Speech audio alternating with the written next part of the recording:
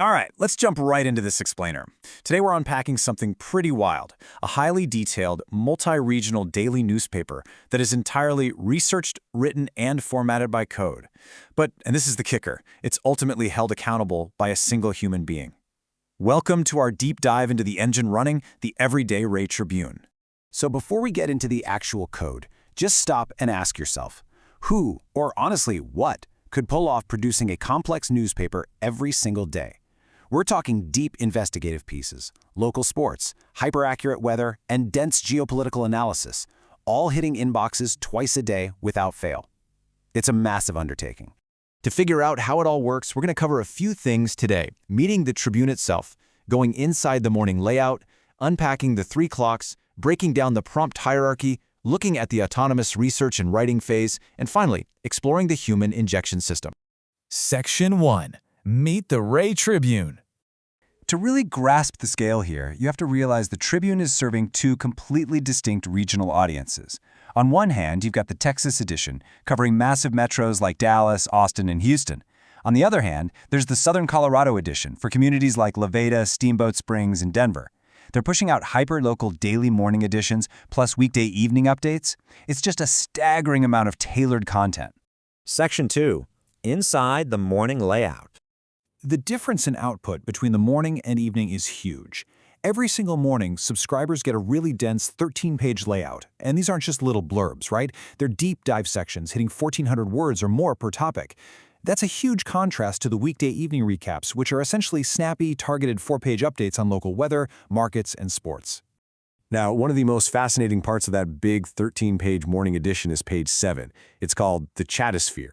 Basically, this page is totally dedicated to showing major stories side by side from both left-wing and right-wing media perspectives. It's entirely impartial. It doesn't play referee or take a side. It literally just gives the reader a neutral window into what the different political spheres are saying on any given day. Section 3. The 3 clocks. Okay, so since there's obviously no humans sitting down frantically typing out 13 pages before dawn, the whole sausage-making process relies on automation. There are 3 automated clocks, basically launchd jobs running on a Mac, that fire off a Python script called run_addition.py. That script is the ignition switch. Without anyone ever lifting a finger, it kicks off the day's paper at 6:30 a.m. and then again at 5 and 6 p.m. for the regional evening updates. But generating all that text takes serious compute time, right? So to save resources, the morning run uses this incredibly smart piggyback system. It generates the full 13 pages for the first region. But for the second region, it just reuses the 9 pages of national and global news that don't change between Texas and Colorado. It only asks the AI to regenerate the 4 localized pages. It is just remarkably efficient. Section 4. The prompt hierarchy. All of this automation eventually funnels down into the actual instructions handed over to the AI editor, which is Claude Sonnet 5. The codebase uses 2 main Python functions to build this massive dynamic prompt. Think of it like handing the AI its entire editorial rulebook and its daily assignment all at once. The first function establishes Claude's identity as the editor-in-chief, and the second outlines exactly what needs to be researched that day.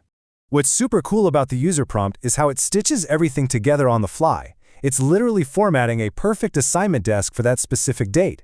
It pulls in a living feature of the day, rules for synthesizing stories, real-time market data, and even the exact CSS and SVG styling requirements.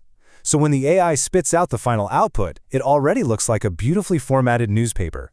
And to make sure the paper doesn't just feel like Groundhog Day with the same broad topics over and over, they use a dynamic focus matrix.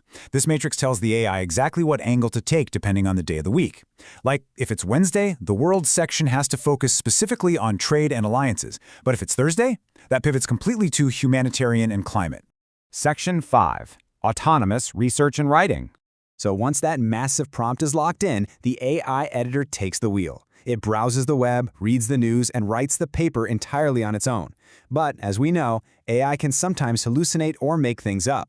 To stop that, the system rules are packed with strict all-caps guardrails. For example, there's a hard lock forcing the AI to know that the absolute only contact email is letters@ertribune.org. It is explicitly forbidden from inventing fake contact info. There's also this really rigorous story synthesis rule. This is crucial because it forces the AI to act like a real smart editor, not just a search engine dumping facts. If it finds 5 different headlines about the same event, it has to merge them into one cohesive story, with all the angles baked in. There's even a rule rotating the front page lead so a lingering story doesn't just monopolize page 1 all week. And get this, the entire process, the autonomous research, the writing, the formatting, the self-review, it all hits a hard time ceiling of just 40 minutes for the full 13-page morning edition. 40 minutes! That is an unbelievable amount of journalistic heavy lifting happening in the time it takes most of us to just brew a pot of coffee. Section 6. The Human Injection System. All right, so the AI is clearly running the show. But what happens if the actual publisher, Ray Bongiovanni, wants to talk directly to his readers? Well, there's this one specific backdoor he can use to inject human accountability back into the automated paper. And importantly, it's kept completely isolated from the automated generation cycle we just walked through. Here's how it plays out in reality. Say a reader named Dan emails the Tribune asking how the AI works. Ray intercepts that email. He then goes into a totally separate, offline AI session to draft a response. Once he's happy with it, Ray manually reviews and approves the HTML code, injecting it straight into the final paper before it ships. Now, because the automated AI editor has no clue Ray did this offline injection, that new human content won't show up in the AI's front page index. So, for total transparency, a separate script catches Ray's additions and flags them in the daily email under a header that says, "Also in this edition." That way, subscribers always know exactly which parts had a human touch. And this setup leads to some truly brilliant moments of human-AI synergy. There was actually an edition where a reader pointed out a weird stylistic error.